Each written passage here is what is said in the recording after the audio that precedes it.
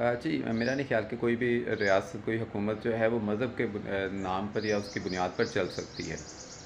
रियासतें, हुकूमतें जो हैं वो चलती हैं इंसाफ़ और अदल की बुनियाद पर।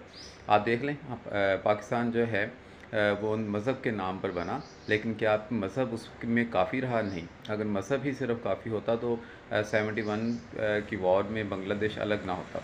क्योंकि अगर उसकी हिस्ट्री देखते हैं तो आपको पता चलता है कि उन्हें अब शदीद इख्तलाफात थे, उनके हकूक़ उन्हें नहीं मिल रहे थे।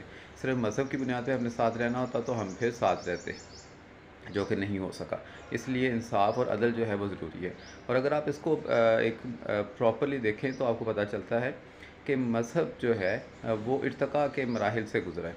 पिछले मज़ाहिब को जो है वो डिटेल अगर तो उसकी नहीं तो आप कम से कम ईसाईयत को देख लें। ईसाईयत की बुनियाद थी मोहब्बत पर। लेकिन जब इस्लाम आया है तो इस्लाम की बुनियाद मोहब्बत पे नहीं है, इस्लाम की बुनियाद इंसाफ़ और अदल पर है। तो रियासतें, हुकूमतें जो चीज़ें हैं वो अब इंसाफ़ और अदल पे चलेंगी, ना कि सिर्फ़ मज़हब की बुनियाद पर।